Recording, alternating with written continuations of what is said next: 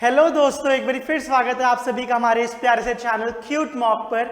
मैं हूं प्रियांशु सिंह, आपका हिस्ट्री एजुकेटर। आई बिलीव आप सारे बहुत ज़्यादा एक्साइटेड होंगे आज की क्लास के लिए, जहां हम कंटिन्यू करने जा रहे हैं हमारे क्लास 12th हिस्ट्री का first chapter bricks, beads and bones, जिसमें हम हड़प्पन सिविलाइजेशन के बारे में पढ़ेंगे। आई बिलीव आपको याद होगा कि मैंने आपको लास्ट वीडियो में एक क्वेश्चन होमवर्क दिया था। So let us discuss that homework. पहला क्वेश्चन जो आपको दिया था उसमें मैंने पूछा था कि वो कौन था जिसने 1870s में हड़प्पन सील्स के ऊपर एक रिपोर्ट पेश करी थी। अगर आपका आंसर अलेक्जेंडर कनिंघम है तो yes, your answer is right. आपने बुक्स को अच्छे से पढ़ लिया है।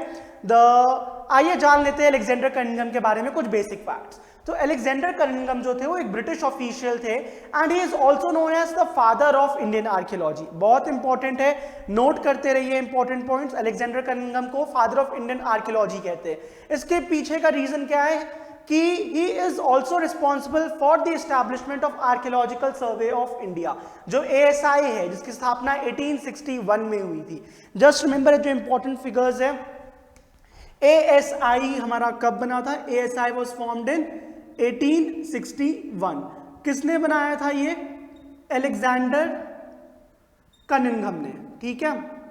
और इन्हीं को हम क्या बोलते हैं? Father of Indian archaeology.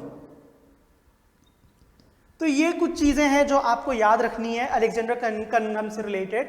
अगर बेसिकली हम ASI के बारे में बात करें, जो आर्कियोलॉजिकल सर्वे ऑफ इंडिया है, तो ये क्या है? गवर्नमेंट की एक एजेंसी है which is responsible for regulating all the excavation. जो भी एक्सकवेशन हो रहे हैं या फिर आर्कियोलॉजिकल रिलेटेड जो भी सर्वेज चल रहे हैं, रिसर्चेस चल रहे हैं, ASI उसको मॉनिटर करता है, उसको रेगुलेट करता है। मिनिस्ट्री ऑफ कल्चर के अंदर जो ASI डिपार्टमेंट है वो आता है। ऑलराइट, तो होता क्या है कि मैंने लास्ट वीडियो में आपको बताया था कि 1850s में 1870s में अलेक्जेंडर कनिंघम विजिट करते हैं हड़प्पा को, और वहां पे उन्हें हड़प्पन साइट पे कुछ आर्टिफैक्ट्स, बेसिकली सील्स मिलते हैं। अब ये जो सील्स थी उसी के ऊपर थोड़ा बहुत वो रिसर्च करते हैं और 1875 के अराउंड वो एक रिपोर्ट पेश करते हैं। यही है वो रिपोर्ट जिसके बारे में मैंने आपसे पूछा था। So Alexander Cunningham is the person जिन्होंने 1870s समवेयर अराउंड 1875 में हड़प्पन सील्स के ऊपर एक रिपोर्ट दी थी। अगर नेक्स्ट क्वेश्चन की बात करते हैं, so the next question was कि वो कौन सा पीरियड था जिसके अंदर कॉपर का यूजेज स्टार्ट हो गया था। ये चार ऑप्शंस हैं and the answer is chalcolithic period. तो कैल्कोलिथिक पीरियड मैंने पहले भी बताया था, जिसको अगर हम स्प्लिट करें, उसके अगर लिटरल ट्रांसलेशन पे जाए तो chalcolithic period is the copper stone age. तो कैल्कोलिथिक पीरियड के अंदर कॉपर मेटल का यूज स्टार्ट हो गया था। कॉपर वो फर्स्ट मेटल है जो ह्यूमंस ने यूज करना स्टार्ट किया था। जो कॉपर स्टोन एज है उसका एक इंपॉर्टेंट इंफॉर्मेशन, उसके बारे में इंपॉर्टेंट चीज क्या है कि इस टाइम पर हमें बहुत ही अच्छे आर्टिफैक्ट्स देखने को मिलते हैं। इस टाइम पर जो पॉटरी थी वो बहुत ज़्यादा एडवांस थी कॉपर स्टोन के पीरियड में। इस टाइम पर ह्यूमंस को फायर अच्छे से यूज़ करना आ गया था, जिसके बेस पे वो कॉपर के अलग अलग टूल्स बना सकते थे। एंड इस टाइम पर ब्यूरियल प्रैक्टिसेस भी स्टार्ट हो गई थी। So this is about the homework. अब हम स्टार्ट करते हैं आज का जो हमारा टॉपिक है, which is regarding the Harappan seals. बहुत ही ज़्यादा इंपॉर्टेंट और इंटरेस्टिंग टॉपिक है, ध्यान से सुनिएगा और साथ साथ नोट्स बनाते रहिएगा, ठीक है। तो बात करते हैं हड़प्पन सील्स की। जो सील्स थे हड़प्पा के टाइम पे, जो हड़प्पन साइट से डिस्कवर करे गए या तो इंडस वैली सिविलाइजेशन से रिलेटेड जितने भी सील्स हैं, वो सबसे इंपॉर्टेंट इंफॉर्मेशन है जिसके बेसिस पर हमने हड़प्पन कल्चर या तो फिर इंडस वैली सिविलाइजेशन की के बारे में जाना। ऑलराइट, अब ये जो सील्स थे वो एक स्पेशल टाइप ऑफ स्टोन्स के बनते हैं, जिसका नाम है स्टेटाइट। हमारे पास बहुत सारे सील्स स्टेटाइट के, लेकिन कहीं कहीं पर हमें सिल्वर के भी कुछ सील्स मिले हैं या फिर कॉपर के भी। फॉर एग्जाम्पल अगर हम सिल्वर के सील की बात करें, सो मोहनजोदारो में एक यूनिकॉर्न का सील मिला था, जो हम एक मिथिकल कैटेगरी में उसको हमने प्लेस करा आर्कियोलॉजिस्ट ने। सो यूनिकॉर्न का जो सील मिला था दैट वाज ऑफ सिल्वर, और ये जो बाकी हमें सील्स मिले, चाहे बुल का मिला है चाहे पशुपतिनाथ का मिला है, वो हमारे किसके हैं? वो है स्टेटाइट, जो एक बहुत ही कॉमन मटेरियल था, इस टाइम का एक मिनरल स्टोन था। ऑलराइट, अब ये जो सील्स होते थे वो ज्यादातर हमें किस शेप में देखने को मिलते हैं? रेक्टेंगुलर या स्क्वायर शेप के सील्स होते थे, और इनके ऊपर एक बहुत ही कॉमन डिजाइन होता था। हर सील्स के अंदर में ज्यादातर क्या देखने को मिल रहा था कि एक एनिमल बना हुआ है, आप चेक कर सकते हैं जैसे कि एक बुल बना हुआ है, और उसके साइड में कहीं पर आपको कुछ ऊपर लिखा हुआ भी दिख रहा होगा। For example you can see कि ये जो बुल है उसके हम्प के पास, उसकी टेल और हम्प के बीच में ऊपर कोई चीज लिखी हुई है। ये बेसिकली एक स्क्रिप्ट थी जिसको अभी तक हम डिसाइफर नहीं कर पाए। कुछ आर्कियोलॉजिस्ट ने इसके ऊपर जो बेसिक इंफॉर्मेशन दी है वो उनका क्या कहना है कि ये जो स्क्रिप्ट थी एक स्पेशल स्टाइल में लिखा जाता था विच इज बोस्टोफीडन स्टाइल। अब बोस्टोफीडन स्टाइल क्या होता है, बेसिकली समझ लीजिए कि अगर आप कोई फॉन्ट कुछ लिख रहे हैं तो पहले आपने लेफ्ट से राइट लिखना शुरू करा, राइट के बाद से अब टिपिकली क्या होता है कि हम नॉर्मली दोबारा नेक्स्ट लाइन जब स्टार्ट करेंगे तो वो लेफ्ट से राइट ही जाएगी। नहीं, हड़प्पन स्क्रिप्ट जो थी वो लेफ्ट टू राइट जाती थी, फिर राइट टू लेफ्ट आती थी। यानी अगर एक लाइन आपने हिंदी में लिख दी है लेफ्ट टू राइट, तो दूसरा उर्दू वाले पैटर्न में लिखा है कि वो राइट टू लेफ्ट आ रही है। तो ये जो स्क्रिप्ट्स थी ये बोस्टोफीडन स्टाइल में लिखी गई थी, इसको डिसाइफर नहीं कर पाए हैं और इसी वजह से हमें जो भी इंफॉर्मेशन मिली है अबाउट हड़प्पन सिविलाइजेशन वो मेनली वहां के जो आर्कियोलॉजिकल सोर्सेस है, जो हमें सील्स या आर्टिफैक्ट्स मिले हैं, उसी के बेसिस पर हमने हड़प्पन कल्चर की जो भी नॉलेज है वो मिली है। ऑलराइट, तो अब आगे बढ़ते हैं और हम डिस्कस करते हैं अबाउट हड़प्पन कल्चर। तो मैंने पहले भी बताया था कि जो हड़प्पन कल्चर है या तो जो इंडस वैली सिविलाइजेशन है उसको हड़प्पन कल्चर भी कहते हैं। अब उसको हड़प्पन कल्चर कहने का क्या रीजन था कि जो हड़प्पा था that was the first sight जो डिस्कवर करी गई थी जो इंडस वैली सिविलाइजेशन से रिलेटेड है। ऑलराइट, तो ये जो आर्कियोलॉजिस्ट है ये जब कल्चर वर्ड का यूज करते हैं उसको बहुत ही स्पेसिफिक टर्म्स में यूज करते हैं। जानते हैं कि इस कल्चर वर्ड का मतलब क्या है। सो जो आर्कियोलॉजिस्ट है when they use the term culture वो किसको रेफर कर रहे होते हैं, एक पर्टिकुलर ग्रुप ऑफ ऑब्जेक्ट्स। तीन चीजें आपको याद रखनी है कल्चर से रिलेटेड। पहला बात तो है एक पर्टिकुलर ग्रुप ऑफ ऑब्जेक्ट्स की वो बात कर रहे हैं, ठीक है। ये जो ऑब्जेक्ट्स है वो एक पर्टिकुलर ज्योग्राफिकल रीजन में मिल रहा है और इनका टाइम पीरियड भी एक डेफिनेट है। ये नहीं है कि एक चीज अगर मुझे एक मटका मिला है वो ऑलमोस्ट आज से 4000 साल पुराना है और मुझे एक और मटका मिल रहा है वो मुश्किल से 500 साल पुराना है तो उसको हम सेम पीरियड में डाल देंगे, उसको भी हम हड़प्पन कल्चर का ही पार्ट बना देंगे। नहीं, जो ऑब्जेक्ट्स मिल रहे हैं वो सेम होने चाहिए, उसमें कुछ कॉमनैलिटीज हमें दिखनी चाहिए, एक पर्टिकुलर ज्योग्राफिकल रीजन पर मिलने चाहिए वो ऑब्जेक्ट्स। ये नहीं है कि कुछ ऑब्जेक्ट्स एकदम ही नॉर्थ में मिल रहे, कुछ एकदम ही साउथ में मिल रहे, उसका कोई फिक्स लोकेशन नहीं है। एंड थर्ड, टाइम पीरियड जरूरी है। सो जो हड़प्पन कल्चर वर्ड यूज करा गया वो बिल्कुल एप्ट यूज करा गया क्योंकि फॉर एग्जांपल अगर मुझे कुछ पॉट्स मिले उस टाइम पर आर्कियोलॉजिस्ट को तो वो एक पर्टिकुलर रीजन में मिला, फॉर एग्जांपल मोहनजोदाड़ो में।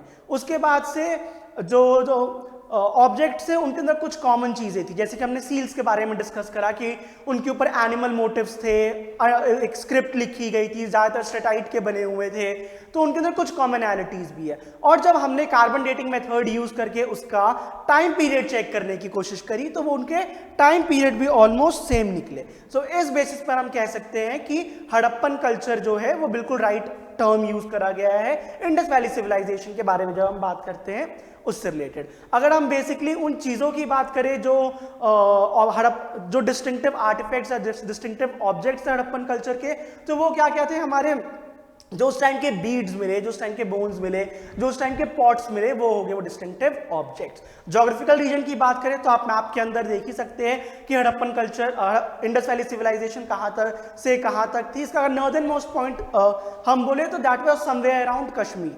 अगर सदर्न मोस्ट पॉइंट की बात करें तो जो गल्फ ऑफ कंबट का रीजन है, गुजरात के जस्ट नीचे जो थोड़ी सी जगह है, महाराष्ट्र का दैमाबाद जो लोकेशन है वो उसका सदर्न मोस्ट पॉइंट था इंडस वैली सिविलाइजेशन का। वेस्टर्न मोस्ट पॉइंट की अगर बात करें तो पाकिस्तान के माकरन कोस्ट पे एक जगह है सुक्टा जिंदर, तो वो जो रीजन है that was the western most point of Indus valley civilisation. और ईस्टर्न मोस्ट पॉइंट था हमारा यूपी में आलमगीरपुर। तो इसके अंदर का जितना भी रीजन है जहां पे इंडस रिवर और उसकी ट्रिब्यूटरीज फ्लो कर रही है that was the geographical extent of Harappan culture. Alright, अब जो हड़प्पन सिविलाइजेशन था हमने लास्ट वीडियो में देखा है कि उसको 3 पीरियड्स में डिवाइड करा गया था। एक था हमारा अर्ली हड़प्पा, दूसरा था हमारा मैच्योर हड़प्पा और सबसे लास्ट में था हमारा लेट हड़प्पन पीरियड। इसका अगर हम ओवरऑल टाइम पीरियड अगर चेक करें सो वो somewhere around 3300 BCE to 1300 BCE के अराउंड था। ऑलराइट, अब इसमें हमें पता है कि 3300 BCE to somewhere around 2600 BCE हमारा था अर्ली हड़प्पा, उसके बाद 2600 टू 1900 BCE था हमारा मेच्योर हड़प्पा, और उसके बाद से 1900 BCE टू 1300 BCE था हमारा लेट हड़प्पा। अब ये जो अर्ली हड़प्पन सोसाइटी थी उसके कुछ अपने स्पेसिफिक फीचर्स थे। अब वो फीचर्स क्या थे कि जो इस टाइम की पॉटरी थी वो बहुत ही अलग थी, बहुत ही डिस्टिंक्टिव थी। हमें रेड वेयर पॉटरी देखने को मिलती है जिसके ऊपर ब्लैक रंग से कुछ मोटिव्स, कुछ डिजाइन बनाए हुए थे। ऑलराइट, उसके बाद से हमें यहाँ पे एग्रीकल्चर और पेस्टुरलिज्म के भी एविडेंसेस देखने को मिलते हैं। पॉटरी की बात करें तो उस टाइम के जो पॉट्स थे वो बहुत ही well shaped wheel made pottery थी। ये नहीं है कि हाथ से कुछ भी रफ टफ शेप दे दिया था, प्रॉपर शेप की व्हील मेड पॉटरीज उस टाइम पे थी। कब? अर्ली हड़प्पन पीरियड में। ऑलराइट, इस टाइम की सेटलमेंट की बात करें तो छोटे छोटे घर होते थे, बहुत ज्यादा बड़े सेटलमेंट नहीं होते थे, मोर और लेस रूरल लाइफस्टाइल थी इस टाइम पे। और उसके बाद से फिर आता है हमारा मेच्योर हड़प्पन पीरियड। ये जो अर्ली हड़प्पन पीरियड है और जो मेच्योर हड़प्पन पीरियड है, हमें इसके बीच में भी थोड़ा सा गैप देखने को मिलता है। वो गैप के एविडेंसेस हमारे बेसिकली क्या है कि कहीं कहीं पर हमें कुछ साइट्स में बर्निंग के एविडेंसेस मिले हैं।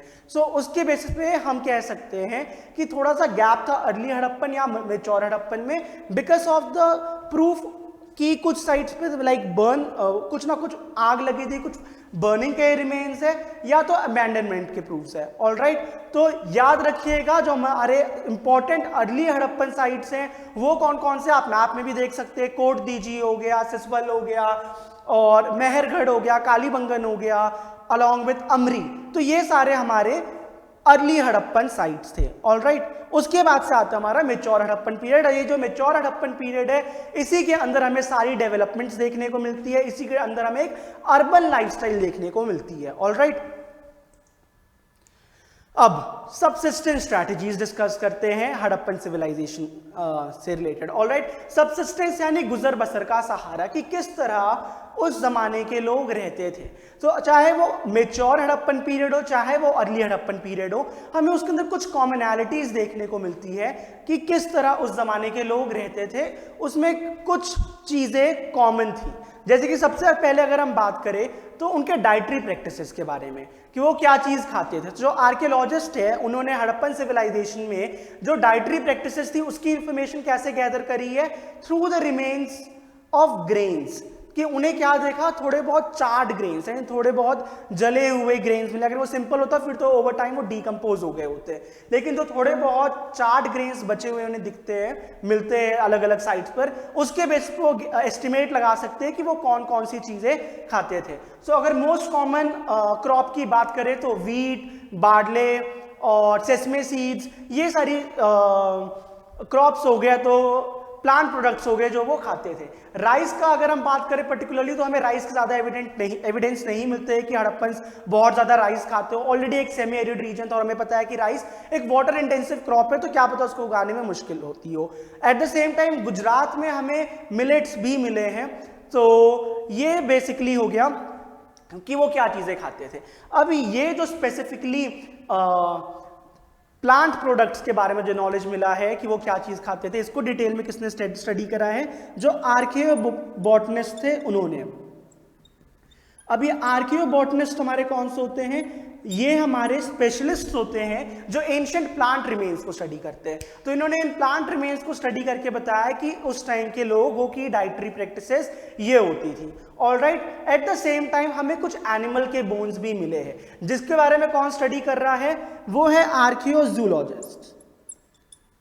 ऑलराइट, अब आर्कियोजूलॉजिस्ट कौन है हमारे?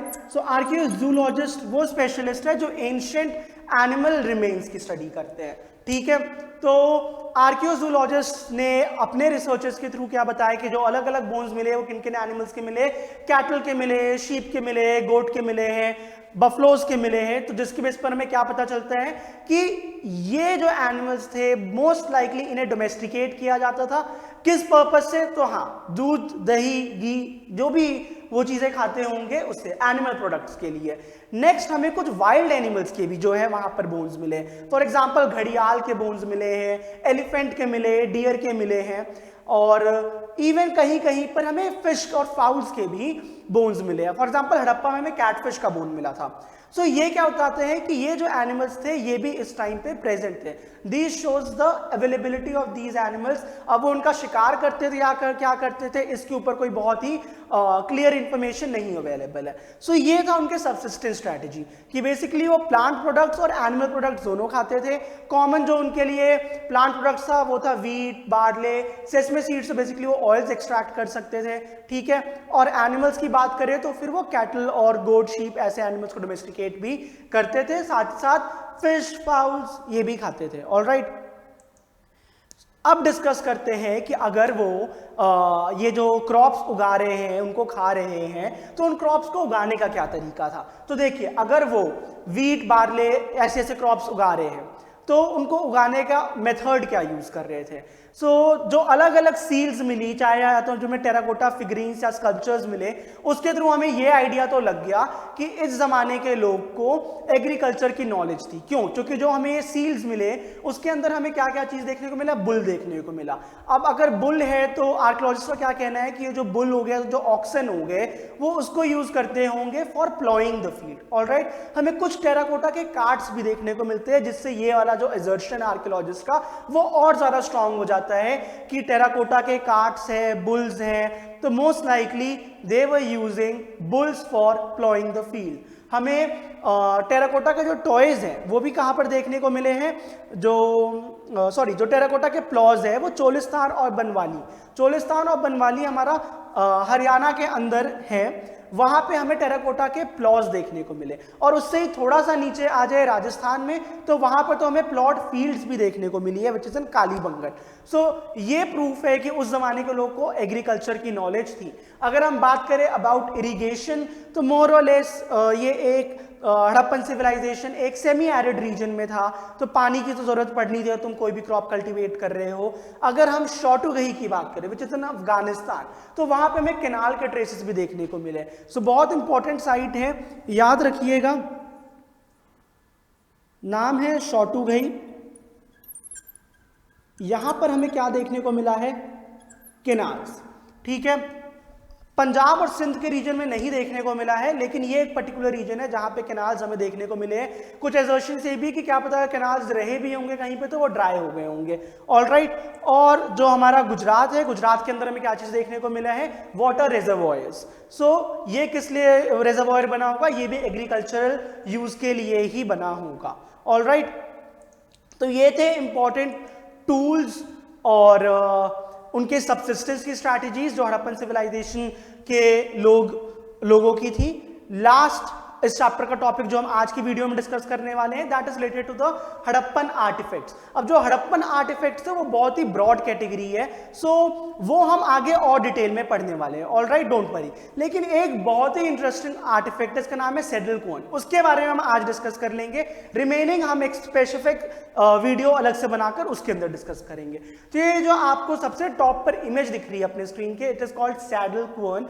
ये जो है बेसिकली सील बट्टा था। अब कोन्स क्या होते हैं, वो एक टूल होता है जो यूज किया जाता है ग्रेन्स को ग्राइंड करने के लिए। जैसे कि आपने अपने घर में देखा होगा कि कई बारी मम्मियां या दादियां सील बट्टे पे चटनी बना रही हैं, तो वो जो एक बड़ा सा स्टोन है जो नीचे है, जिसके ऊपर धनिया रखे या कोई भी ऐसे सामान रखे उसको क्रश करा जा रहा है, वो हो गया सील, और उसके ऊपर जो हो गया जिस पत्थर से हम उसे क्रश करें दैट इज बट्टा।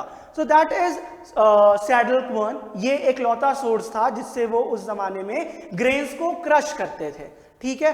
अब हमें उस टाइम पर दो तरह के सैडल कोन्स देखने को मिले। एक ऐसा था कि एक बड़ा सा स्टोन है और उसके ऊपर एक दूसरे छोटे से स्टोन से उसको क्रश कर रहे हैं। एंड दूसरा मेथड क्या था, बेसिकली पहले वाले मेथड में हम रोलिंग यूज करते थे, और जो सेकंड मेथड था उसमें क्या था कि एक कंटेनर जैसा कुछ शेप है और उसके ऊपर हम पाउंड कर रहे हैं, यानी ऐसे ऐसे करके उसको प्रेस कर रहे हैं उस चीज को क्रश करने के लिए। सो मोर और लेस वो आपके इस जमाने का ओखली का शेप हो गया। जब चाय बनाते हैं तो जो अदरक को हम जिस चीज में कूटते हैं वो ओखली जो था उस टाइम पर भी अवेलेबल था।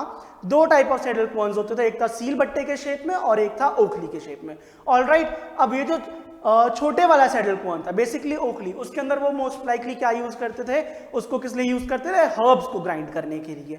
सो ये हो गया अबाउट सैडल कॉर्न। जो बाकी आर्टिफैक्ट्स है उसके बारे में हम आगे पढ़ेंगे in the upcoming videos. I hope आपको आज की वीडियो पसंद आई होगी। अपने दोस्तों के साथ शेयर करिए ताकि उन्हें भी ये नॉलेज मिल सके और वो भी अपने एग्जाम की तैयारी कर सके। ऑलराइट, ये रहा आपके स्क्रीन पर आज का होमवर्क। इसमें सबसे पहले आपको बताना है कि अबाउट कि जो हड़प्पन सिविलाइजेशन है उसकी इंफॉर्मेशन मेजरली हमें किस सोर्स से मिलती है, ठीक है। And the second question is कि एक जो रिपोर्ट थी या तो एक ये जो वर्क है फर्दर एक्सकवेशंस एट मोहनजोदारो, ये किससे रिलेटेड है, इसको किसने लिखी थी। ऑलराइट, तो ठीक है बच्चों, अपना ध्यान रखिए। आज की वीडियो में हम यही इतना पढ़ेंगे। जल्दी हम मिलेंगे नेक्स्ट वीडियो में जहां पे हम नेक्स्ट टॉपिक पढ़ेंगे। Take care, bye bye.